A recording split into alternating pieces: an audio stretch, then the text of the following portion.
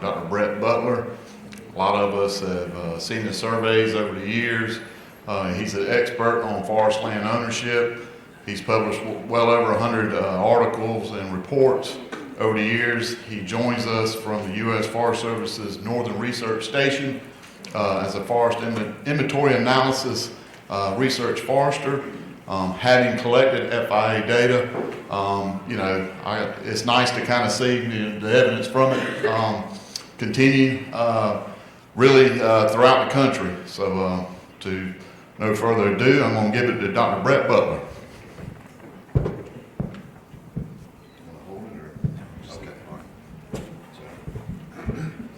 Russell makes it look so easy. There you go. Okay, thank you. And actually, I'm going to see if I can go without a microphone. People can hear me in the back okay? Well, they have a for you. They can't, so they can't hear it. There you go. Yes, thank you for the wireless. So, if people have a little flat device, if you have a computer, if you have a cell phone or something similar, we're going to see if we can make this a little bit interactive. It's after lunch, get people involved a little bit. So take out your flat device, and you can either text to 22333, my name, so Brett Butler 941, or you can go to that website. And so during the presentation, I'm going to have 3 interactive polls. And so I'm going to ask you some questions, and then the answers, if all goes well, will magically show up on the screen. So let's actually start off with this. Okay. It's coming back, don't worry. Okay.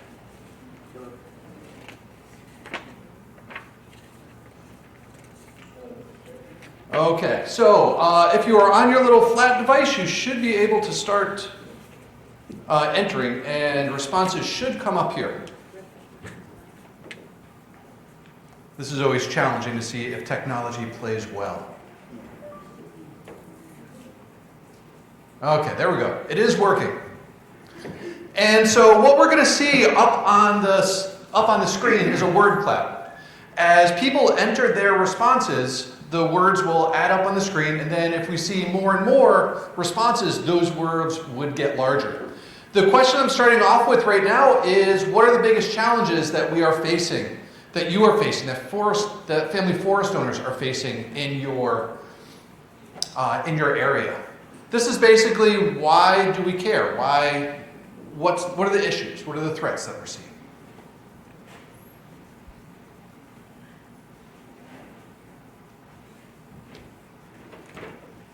Give this just another minute. Cool. I also like this better because then I don't have, it's more interesting for me. I already know what I'm going to say. Not really, though. Meaning I don't always know what I'm going to say. Okay, so thank you very much. And so what you can see is that there are a lot of issues that are coming up. We can see conversion, fragmentation, issues about the land are some of the dominant ones that we are seeing. So let me see how many of these I can actually hit in this presentation.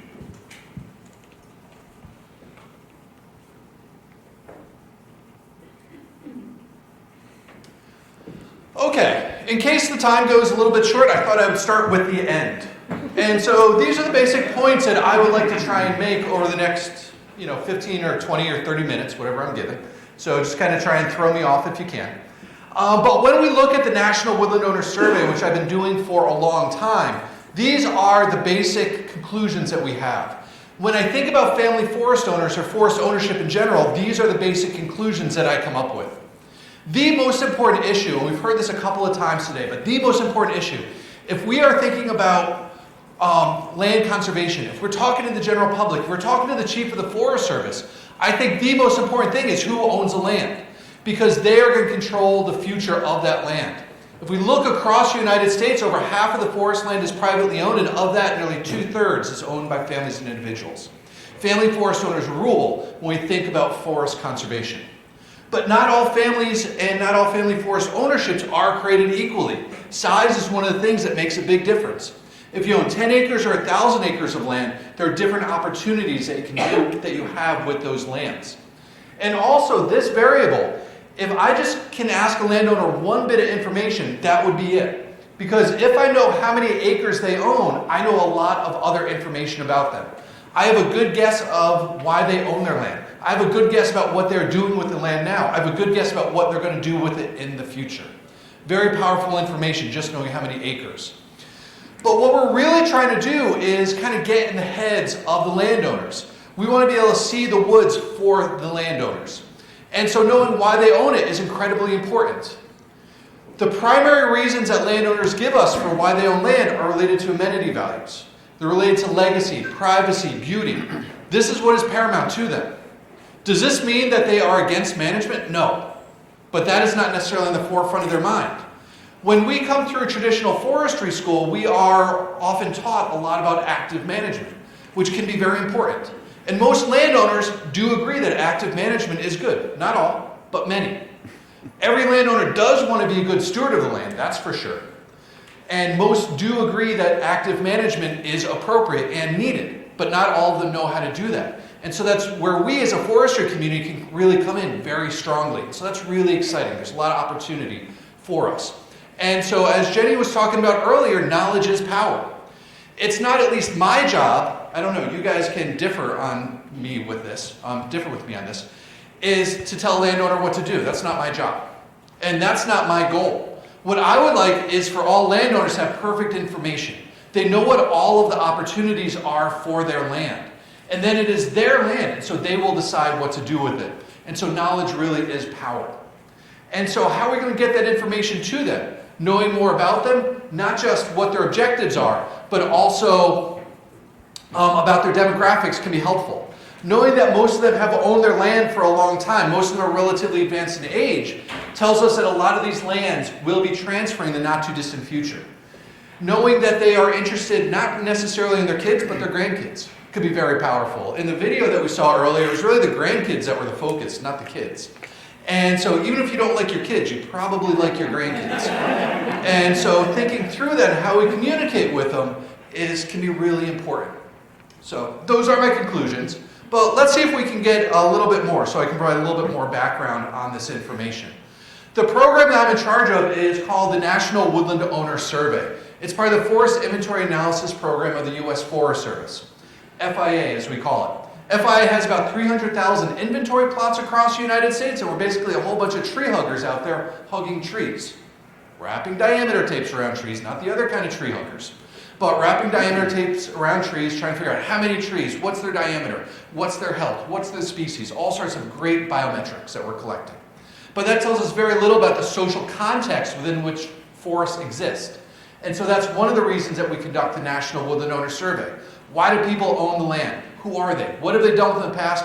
What do they plan to do with it in the future?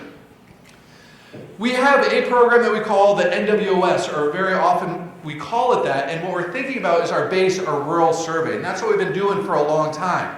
We've been doing it since about the late 70s, and it's been great. This is really focused on family forest owners, and we've done a very poor job of looking at other types of owners.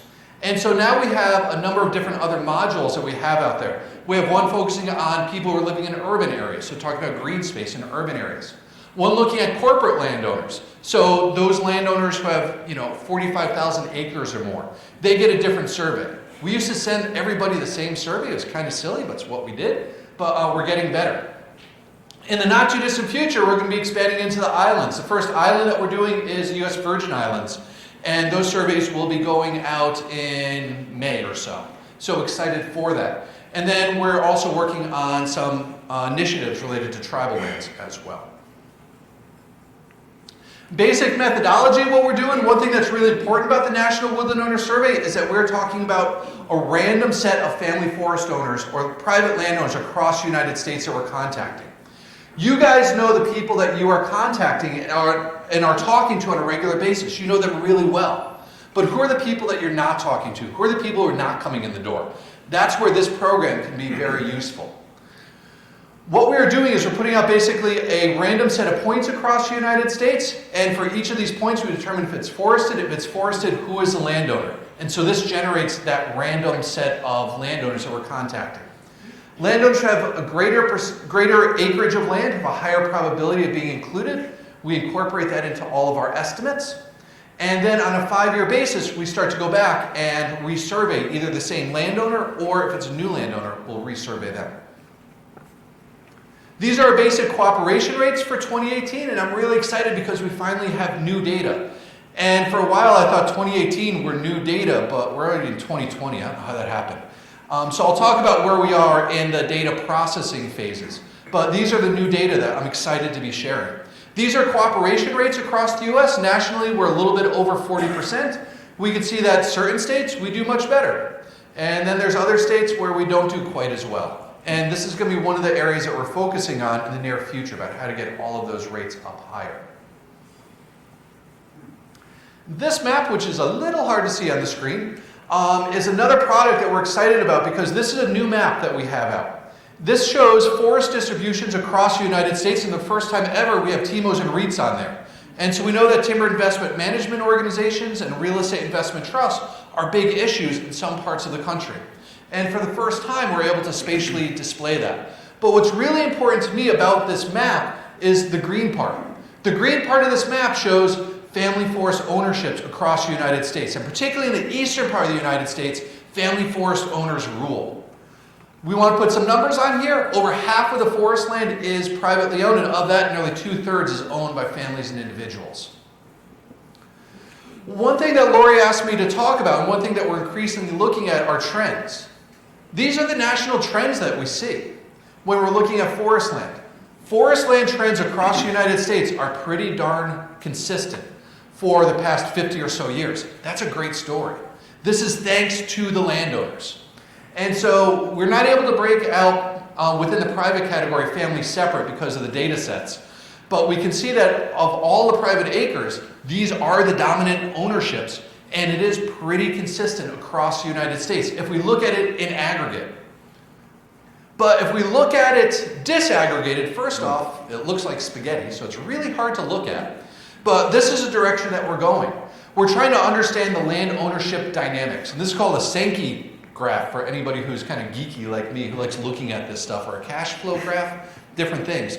But it's basically showing that even though there's not a lot of net change, we are seeing acreage go from one type of ownership to another. And so we're looking at this in greater and greater detail to see about these land ownership dynamics, which are really important. One thing that was mentioned earlier about allocations. And one of the elements that go into allocations are acres of NIPF and numbers of NIPF owners. These are our family forest owners, and we're going to work on the NIPF numbers very soon, but they'll be fairly similar to these. All of the data that we collect from the National Woodland Owner Survey, we are looking to get state-level reliable estimates. And so that's where our target sample sizes are built on. And so those are numbers of acres, and these are numbers of ownerships, again, at the state level. Size of holdings. Very different ways that we could look at ownership statistics. We could look at numbers of owners and numbers of acres, and we see very different patterns depending on which ones we're looking at. The yellow bars are numbers of owners, and we can see that the majority of owners own relatively small, less than 10-acre parcels. Some people are like, well, those aren't even, forests. Well, they're in aggregate, they are important. Depending on where you are, they could be important. From a timber production perspective, maybe not. But from some perspectives, it is very important. Or we can look at these statistics in terms of acres, and those are the red bars. There we can see that the majority of the family forest acres are in relatively large holding sizes, where a lot of our traditional forestry practices work, which is really very exciting, which is very promising, I should say.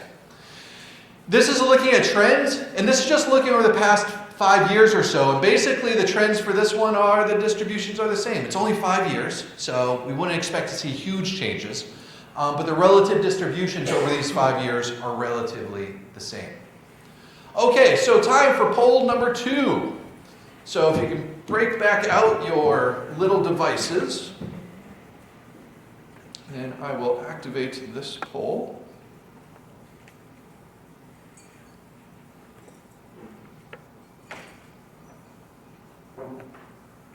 Okay, should be up. So the question for you now, why do people own family forests in your state? So think about people that you interact with, think about just stuff that you know about your state. And so how would you respond to this one?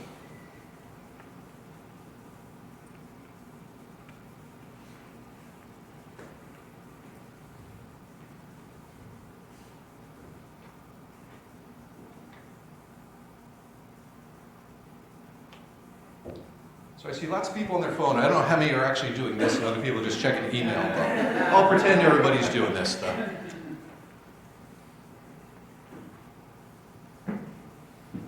Okay, excellent, thank you. And this one was, a little preloaded. I did talk about some of the stats before, and so, it's good to see some of these coming up. But what we're seeing up here is privacy, legacy, recreation. We do see income up there a little bit. I'm not seeing a whole lot of timber on there. Oh, there's timber over there. And one thing we have to remember is that there is a large diversity of landowners out there. There are some landowners who timber is their primary reason for owning, which is great. There are others who it's for recreation. And for most landowners, it's a diversity of reasons that they own. And we'll do one more poll here in a minute.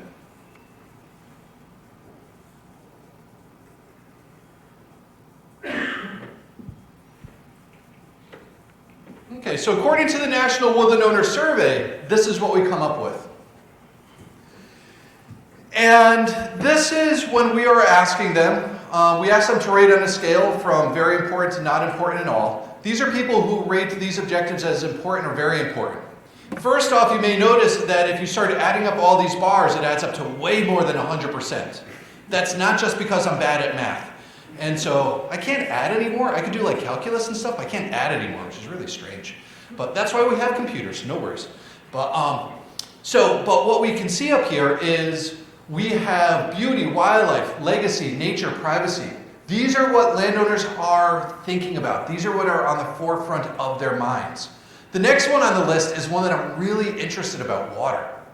And this is one that we don't necessarily tap into. No pun intended. But no, I didn't mean that one. I like it though. Yeah, next time it will be intentional, but not this time.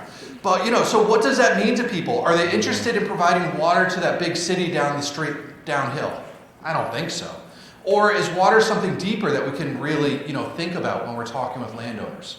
Are they interested in, the streams and the ponds? That's part of it, but really interested. Interesting. Next one we can see on there is land investment. So yes, there are a lot of landowners who are interested in the money that they can get from their land, but a lot of that is related to actually the value in the land itself, not the timber. And so we need to be thinking about that. For a lot of these landowners, how often are they going to be harvesting trees? Once, twice, 3 times during their tenure? Not a whole lot. And so for those people who are harvesting trees, do they have the information that they need to make those wise decisions for themselves and their future generations? Another thing that's important to realize, Tom. I was just wondering how you define recreation in that previous slide. So all of the titles that I have on here are truncations of what are actually in the National Woodland Owner Survey. In there we have a separate one for hunting, and then for recreation, I think it's recreation other than hunting. So it's pretty broad, but it does not include hunting. So thank you, Tom. So there's other things that are important about why they own their land and how they look at it. So whether their home is there, whether or not it's part of a farm is important as well. And one thing that's interesting here, if we look at those top bars, we're seeing an increase in absentee ownership, kind of the inverse of what's up here. So more and more people who are not living on their land. This does not mean that they're not connected with their land, but it might be different. And sometimes there are people who are absentee landowners who are hugely connected, hugely engaged with their land, but not always. And so are we going to have to be doing more of our landowner outreach efforts in downtown Charleston or, midtown Manhattan? Maybe. So knowing where the landowners are can be equally as important as knowing where their land is at. These are their concerns. That's another important thing to get into their minds. Not just what they are happy about, but what are they worried about. And taxes are a big one for a lot of these landowners. Here it's particularly property taxes. And most landowners, when you ask them if their property taxes are too high, too low, or just right, most say that they're too high. So, take it with a grain of salt, but that is a big deal because they have to pay taxes every year, property taxes every year in most circumstances. And then heirs we see as another one, and then trespassing. Heirs. A lot of these people, they have either inherited their land or want to pass it on to future generations. But will they be able to do so? Not sure. This is obviously a big issue that Jenny was talking about earlier, but this is a challenge for all landowners across the United States. And we're seeing more efforts that are aimed at this intergenerational transfer, which is fantastic. These are some of their attitudes towards conservation in general. Do they have a strong stewardship ethic? Do they want to be good stewards? Damn right they do. The vast, vast majority of them do. They don't always know what to do, but most of them are trying to do right by the land and their families, so that's great. But not a whole lot of these landowners are necessarily active landowners, and not a whole lot of them are receiving advice I'll show in a couple of slides. The most common activities are related to going out there and cleaning the woods. I don't know if you guys know people go out and clean the woods. And so they see something that's dead out there and go, oh, that must be taken out. And so some people are very proud of that. And from an ecological perspective, not always great. But they are willing to go out there and work in their woods. And so that's great. So how can we use that? We can see that wildlife habitat is really important. And so a lot of the activities that we do in forestry, they are forestry activities, but they're equally wildlife activities. And depending on how we pitch them to the landowners, we can have very different sets of reactions, different receptivity to the different ones. This is looking at what they're going to do in the next 5 years. This is not really a great prediction of the future, but it shows their intent. And what we see in general is they want to do more, particularly with wildlife habitat. And then we can see other stuff on this list like invasives. So these are places where landowners can do things themselves to increase their engagement and engagement of their family as well. I get a little confused on this graph whether I get excited about it or really depressed about it. From a depressing perspective, we have been pitching management plans for a couple of years now. We have been pitching management advice for a couple of years now. This is just advice in the last 5 years. So, take it with a grain of salt there. But it's very depressing because not all landowners have a management plan. Not all landowners have received advice. The reality is they never will. And so we need to be thinking through what is appropriate. And where I get excited about this is we see that most of them want to be good stewards. Most of them want to do stuff on the land. And so we have a lot of opportunity if we can figure out how to do that. So this has some positive sides and some negative sides to it. Unfortunately, those percentages are going down a little bit. They're not statistically significant, but we are actually seeing a slight decrease in these numbers. And so we're going to be looking into some of these issues coming up. Are they participating in programs that we have, traditional programs? The most common one is a property tax program. That makes sense that more people are participating in it because it is such a big concern, but we saw that it was a huge concern by so many landowners, but most are not participating. Why? Is it because they don't qualify? That's part of it. Is it because they just don't like it? That's part of it as well. And so thinking through our traditional programs and how we can get more landowners involved is something that's really important. And one way to think about this, or one way to deal with this, one way to think about where they are, is who they are. Not just why they own, but their demographics. Not a whole lot of fun to think about, but it is important. Where are they in life? Are they a baby boomer? Are they a silent generation? Are they Gen X, Gen Z? What are they? That can be important for how we are communicating with these landowners. Currently, over half of the forest land, currently over 20% of the forest land is owned by people who are 75 years or older. And so these are the lands that will transfer in the not too distant future, whether we like it or not. And so we need to be thinking about that. And we are seeing these numbers go up. We asked this statistic about 5 years ago, and in 5 years, they got about 5 years older. So very proud of that stat. So thank you. And then there's this one that I think is really important, gender. Another caveat I want to add. When we collect demographics on the National Woodland Owner Survey, we only collect it for what's the self-described primary decision maker. We know that most of these family forests are owned by a man and a woman, a couple. And in most circumstances, the woman allows a man to think he is the primary decision maker. But who is going to make the ultimate decision for these lands? The ultimate decision is who will inherit, what will happen to it after they pass on. In most circumstances, the woman. And is she the one who is involved now? Maybe, maybe not. So we have to be thinking about that. And so what we've been seeing is a trend in increasing number of female landowners out there, which is really exciting. And what we're also seeing are increasing numbers of programs directed directly at women. So women owning woods networks and other stuff. It's fantastic to see that. And we need more of that going forward. So that's really great. Okay, last poll that I have here. So take out your flat device. And so we talked about who the landowners are. We talked a little bit about some of the challenges. So what are your answers? Here's the easy question for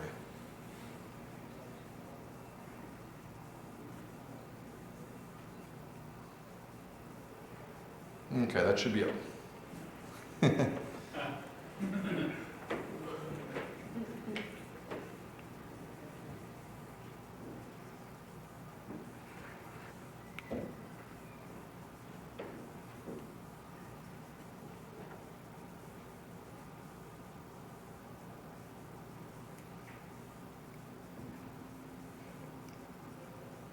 I can never tell if these moving word clouds are completely, just really interesting or nauseating. So, okay, just another minute here.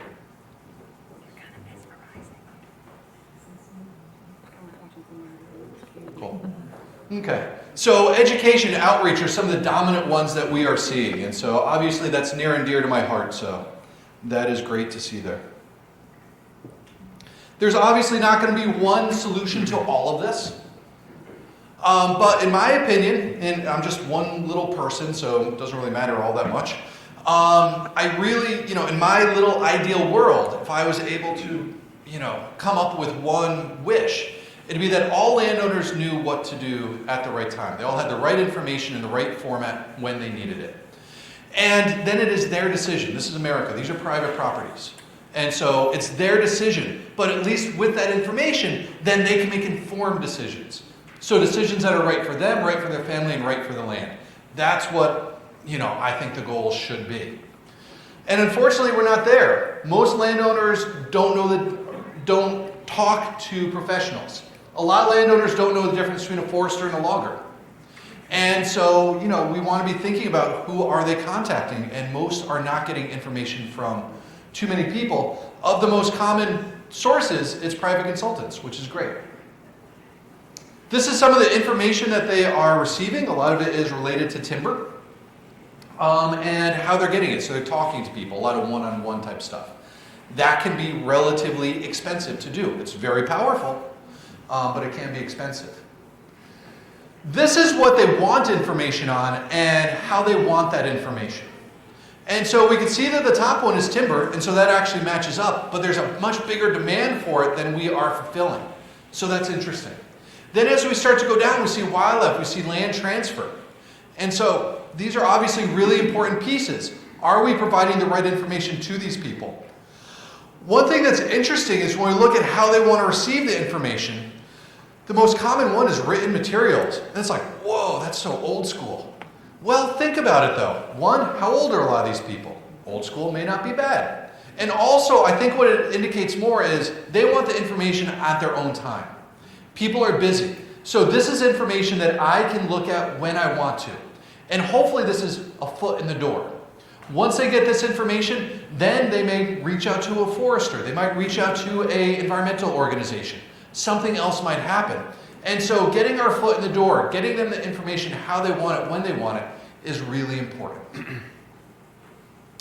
So that's a brief whirlwind tour of some of the latest results from the National Woodland Owner Survey. I'll show these URLs again in a minute. But if you're interested in more information, you can go to one of these websites as well. But I just want to take a minute or two and talk about a couple of other programs that we have going. What we produce from the National Woodland Owner Survey is data. We got lots of data. We're putting out a publication right now that has over 5,000 tables in it. And so that's a lot of data. But how do you take that data, turn it into information, turn it into knowledge, something useful? One of the programs that I have the honor of being a part of for over a decade is something called Tools for Engaging Landowners Effectively. This is a program that is aimed at taking data from the National Woodland Owner Survey and other information that we know about landowners and figuring out more effective ways to communicate with them. And so there's a lot of people in this room who have been through the Tele program, which is great. And for those who have not, I encourage you to go to this website. This is a screenshot of a program, of a workbook that we have on our website right now, and it'll walk you through the Tele process. It'll teach you about this new paradigm that we're working with. One of the reasons that Tele has been so successful is that we're doing something called social marketing or targeted marketing. How do we look at the world through landowners' eyes? This is something that's done very commonly in marketing, but not necessarily in forestry, because most of us do not come from the humanities. Most of us come from other fields, other backgrounds. And so this can be, can be very powerful for a lot of us. And then there's a whole bunch of other tools, a whole bunch of other steps that will help you walk you through this process. So what are we doing right now? So I was able to show you some of the National Woodland Owner Survey data, and there's some people in this room who saw this before now because we're in the process of releasing the 2018 data. So for all of you who have reviewed those data, thank you. The reviews went very well. There's no major changes that we need to make, which is great. Hopefully we will have all of those changes done within the next month or so, and then it goes into the Forest Service process, and I'm not quite sure how long it takes after that for it to get out. But at that point, we'll have finalized tables. So that's what we're working on. The NWS is annualized. We were back in the field in 2019. We're in the field this year. We're going to be in the field next year. And so we're going to be continually adding new data to the system. We obviously have our rural or base program. We also have programs, as we mentioned before, to urban and corporate. Islands are coming as well, and excited about tribal and two. Some of the research topics that we're working on, particularly within the National Woodland Owner Survey, one is related to size of holdings. How does size of holdings influence landowner behaviors and attitudes? Something that we've known about, but we've never explicitly focused on. So it's really fun to be looking at that. Looking at minority landowners. And so the National Woodland Owner Survey is a fairly broad survey, this sort of random set of landowners. And the number of minority landowners who are showing up in our data set is pretty damn small. And so we're looking right now to figure out why it is so small. Is it we're having a response bias? Or are there other issues? And so we're working with people. And I don't know if we've been in touch with you yet, Jenny, but if not, we will be. I think I received an email on all my emails. Now you know what I look like, though. So I don't know if that'll help or hurt, but yeah. But yeah, how can we do a better job looking at sort of different segments of landowners? We're going to look at longitudinal. So now we have data at different points in time. What trends are we seeing? On one level, that's easy to look at. Another level, statistically, it's very complicated. So we're very excited to look at that. Looking at response rate, small area estimation. How can we come up with estimates for a county, for example? Can we? We're going to see. And then there's a number of other projects. So Tele is one I was talking about. And so in the next iteration of Tele, we are choosing 2 landscapes across the United States where we're going to be expending a lot of efforts to work with these landscapes and figure out how to take the Tele process to scale. And so traditionally we worked with much smaller groups very intimately, and that's been really great, but how do we bring that to scale? How do we make this a sustainable partnership going forward? And so working on that. We're working with our friends from cooperative forestry to look at the economic contributions of the cooperative forestry program. So forest legacy, forest stewardship, LSR, urban and community. What are the jobs? What are the contributions to local economies? We have a pilot that we did, and the numbers were really interesting in a very positive way. And so now we're expanding that nationally, so we're really excited about that. We're looking at the efficacy of conservation assistance programs. So we have all these programs out there. What difference are they making on the ground? This is a project they're working on with the state of Vermont and the American Forest Foundation in the great state of Vermont. And so very excited about that, Keith. So that's coming down the road. And looking at landowner dynamics, sort of more generally. So I am almost done, but before I finish, I do want to make sure that the appropriate people get credit for what we do. So I have the honor of being here today, but the people is part of the Family Forest Research Center, a joint project between the Forest Service and the University of Massachusetts. Should get full credit for anything that you like. Anything I said that you dislike, I obviously take full blame for. So these are my conclusions, which were my beginning and now my end once more. So if there's one thing that if you can remember, it's Family Forest Owners Rule, but we all know that. But make sure that everybody you know knows that as well. But when we think about family forests, they are not all created equally. We need to be seeing the world through their eyes. Why do they own the land? How many acres do they have is really important. And what is the future that we have envisioned for them? Thank you.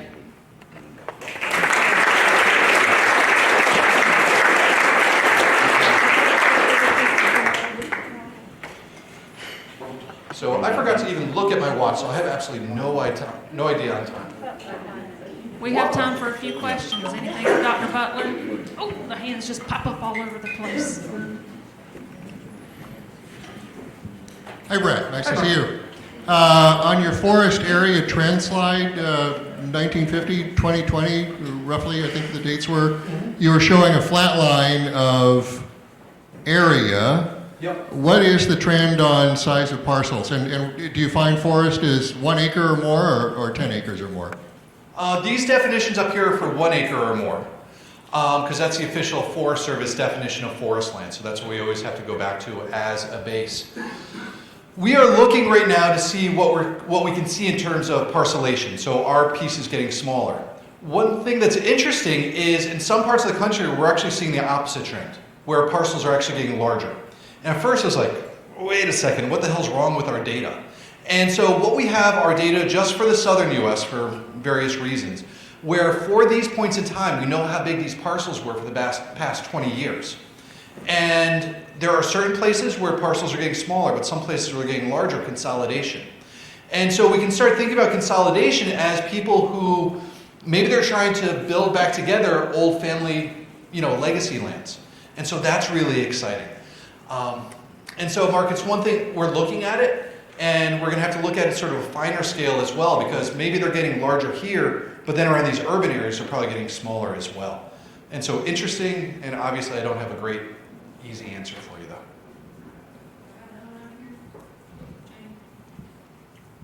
though. The question about the landowners that get advice, is there any difference between men landowners and women? Do women ask for more advice or vice versa? Yeah, that's a great question, and I should know that because we did analyze that, but I can't recall off the top of my head, so I couldn't tell you. One thing I can say is in relationship to something that Jan was talking about this morning, there was a project that Catherine Mader headed up a number of years ago where we talked to the heirs of the current landowners. And one thing that was really interesting was when we asked the current landowners, can we talk to your kids? They said, yes, tell me what they say. So it was very interesting. But there we saw a very big gender differentiation where the men, the sons, were much more interested in the value of the land, and the women tend to be much more interested in the legacy pieces of the land. So we do see some differences, and it's something that's definitely worth looking at in greater detail. And we have, and I can point you to some publications as well. Sorry, I don't have the answer off the top of my head. Let me grab this one in the back since I'm here. You saw the slide about the management activities that landowners are conducting, and of course, given that that's one of our primary tools, it makes a lot of sense. But another tool that we use a lot is recommending that timber grow, or that we not conduct activity in a specific area. Correct. Is there any way to identify when landowners are thoughtfully choosing to not act or to preserve an area? I wish I knew that one, Keith. That definitely crosses my mind because that's the appropriate management technique in a lot of circumstances. Trees take a long time to grow, and depending on where you are across the country, there are different times of that as well. And so if you do have some ideas along those lines, I would love to, figure out what to do with that. And so thinking about some of the stuff earlier that we're looking at FSP metrics. And so, some of these acres, maybe the appropriate treatment for the land is to let it grow. How do we measure some of that? And so, we need to be thinking of that, more consciously as a community. So it's a great question. And so anybody else have any other questions that I can't answer? So on one of your slides, you referenced 4-wave Dillman. What is that? I'm sorry, say it again? There was a mention of 4, the number 4, wave Dillman, D-I-L-L-M-A-N. Oh, What okay. is that? Yeah, I'm sorry. So that was related to how we are implementing the survey. And so there's a guy out there from Washington State University named Don Dillman, and he literally wrote the book on how to conduct surveys. And so if you want to do a gold standard survey, you do the Dillman method. And 4 waves mean that each landowner will get contacted up to 4 times. They get a pre-notice postcard, hey, you're gonna get a survey in the mail. Then they get a survey, which includes a return envelope, a postage paid returned envelope. Then they get a reminder survey, or a a postcard. If they don't respond, then they get a second survey. And then after that, they can also potentially get a phone call from us so that we can assess non-response. So it is rather involved and kind of a pain in the neck if you ask me, but it is the methodology that we I use. just wanted to add that I'm from the Virgin Islands. Ah. Thank you for your work in creating the survey. We've been working with the team. Yeah, I excellent. believe our training begins tomorrow. Excellent. I think they're traveling today. I've been back and forth in Texas and stuff. But I just want to thank you. I look forward to the results. Oh, thank you. Process. Yeah, so you're working with Kathleen down there. Yes. Yeah, fantastic. Yeah, we're extremely excited about that. And so, yeah, thank you as well. Thank you. All right, in an effort to give us a couple more minutes to transition computers, any more questions for Dr. Butler? Come on, now I need a question. Now I need a time killer. No? All right. Is the data available at a more local level versus national? Yeah, so on our website, as soon as we have all of our data finalized, they will be available at the state level. So, Yeah, this, the notion of having so many more male respondents got me wondering if is your methodology, do you send out the surveys and then do they have somebody's name on them already, or do you have that person who receives the survey, choose to fill it out? You know what I mean? Because I think Yes. there could be some Yep. delay. yeah, so what we try to address it to is however it is recorded in the tax records, which could be biased. And then what we ask them to do is the person who is a primary decision maker to respond to the survey. Those are the instructions on the survey, if that always happens. So, yeah. So, I don't know. You mentioned the 50 states are done. Does that include Hawaii, and do you have plans for Puerto Rico? Yeah, so Hawaii is included, and we do have results that will be rolling out for Hawaii. Once we are done with the Virgin Islands, our plan is to go to Puerto Rico next, and then we're going to swing on over, hopefully, to some of the Pacific Islands. Granted, there will be some challenges there because the tenure systems can be very different, the land tenure systems. But to me, that's pretty exciting. That's great. Thank you. So, yeah, so I think Jenny had a comment here. It's regarding the gender and who completed the survey.